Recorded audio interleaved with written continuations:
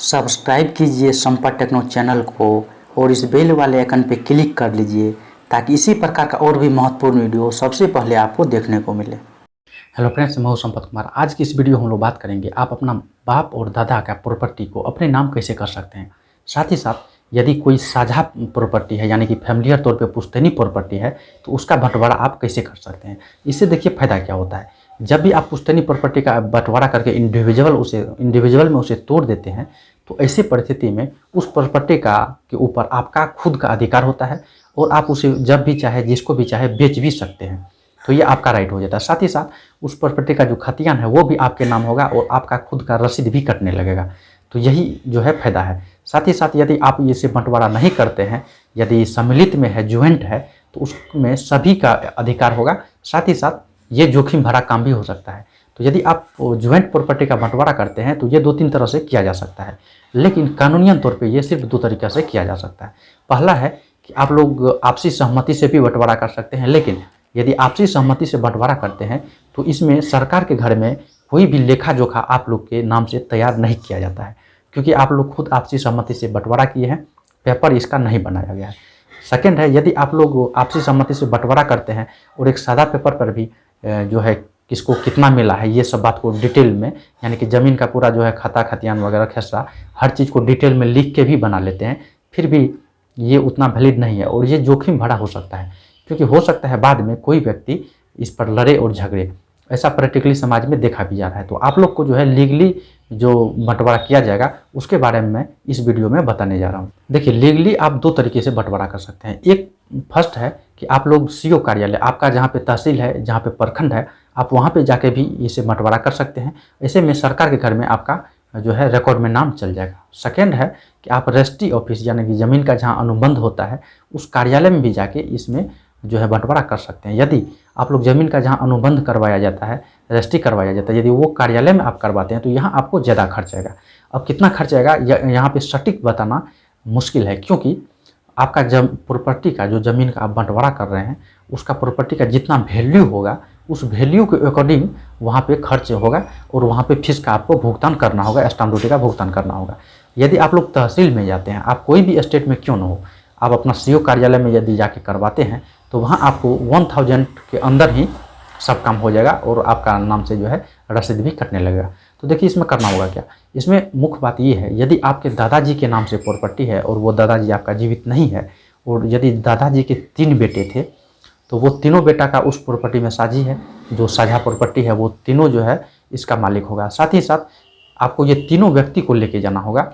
यदि आप उसके बेटे हैं तो ऐसी परिस्थिति में जितने व्यक्ति का उस प्रॉपर्टी पर अधिकार हो रहा है वो सभी व्यक्ति को सीओ कार्यालय में उपस्थित होना जरूरी है। यहाँ पर आपको कुछ स्टाम्प ड्यूटी पे करना होगा और आपको जहाँ पे आपका तहसील है वहाँ जाएंगे तो यहाँ पर एक आपको वंशावली भी बनाना होगा। वंशावली आप कोई भी एडवोकेट से बनवा सकते हैं, इसमें ज़्यादा खर्च नहीं आता है, 1 to 200 रुपीज़ में आपको बन जाएगा। लेकिन वंशावली बनवाते समय आप उसको बोल देंगे कि जो व्यक्ति जो एडवोकेट या जो टाइपिस्ट के द्वारा आप वंशावली बना रहे हैं उसको आपको ये बात बोलना होगा कि हम लोग जो है फैमिलियर तौर पे प्रॉपर्टी का बंटवारा कर रहे हैं और ज्वाइंट प्रॉपर्टी है उसको हम लोग अपने अपने नाम से इंडिविजुअल करना चाहते हैं, इसीलिए वंशावली बना रहे हैं। तो यहाँ पर जितना भी आपका फैमिली में मेंबर है वो टोटल व्यक्ति का आपको रिकॉर्ड भी वहाँ देना होगा जो वंशावली बना रहा है। ये वंशावली बनाना बहुत ईजी है, आप कोई भी तहसील में जाके इसे बनवा सकते हैं। ये टोटल वंशावली बना के आप जाएंगे अपना सीओ का कार्यालय और वहाँ पर आपको जो है कोई हल्का कर्मचारी को हायर करना होगा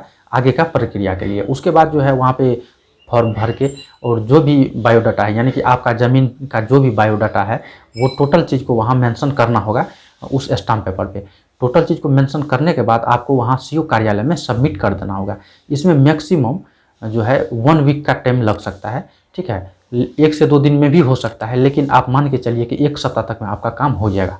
उसके बाद यदि वहाँ पे सब डॉक्यूमेंट आप सबमिट करते हैं सीओ कार्यालय में तो उसके बाद जो है आपका ज़मीन का विजिटिंग किया जाता है, यानी कि कर्मचारी के द्वारा ये वेरीफाई किया जाता है कि सच में वो ज़मीन जो आप लोग इंडिविजुअल तोड़ रहे हैं वो आपका है या नहीं है। उस पर जो है कोई फील्ड ऑफिसर होता है जो जाके उसका पड़ताल करता है। यदि वो सभी पड़ताल सही पाया गया तो उसके बाद जो है आप सभी के नाम से जो है अलग अलग इंडिविजुअल उस पर अधिकार हो जाएगा और कोई भी व्यक्ति उस ज़मीन को बेच भी सकते हैं, उस पर कोई लोन पास करवा सकते हैं या फिर कोई कंस्ट्रक्शन करवा सकते हैं। साथ ही साथ जो भी व्यक्ति का यहाँ पे इंडिविजुअल होने जा रहा है, यानी कि आपका पिता 3 भाई है और वो तीनों भाई में से एक भाई यदि जीवित नहीं है, तो ऐसी परिस्थिति में यदि उसको इंडिविजुअल कर रहे हैं तो जो पिता का भाई जीवित नहीं है उसका जितने भी बेटे हैं वो सभी को सीओ कार्यालय में फिजिकली प्रेजेंट होना जरूरी है। और वहाँ पे पूछा जाएगा कि क्या आप लोग जो है ज़मीन को, हो सकता है कि आपका ज़मीन से संबंधित कुछ प्रश्न पूछा जाएगा, तो आप लोग को यहाँ बताना होगा कि हाँ हम लोग जो है अपना अपना इंडिविजुअल तोड़ना चाह रहे हैं। तो ये सब बात को वहाँ जो है प्रैक्टिकली पूछा जाएगा।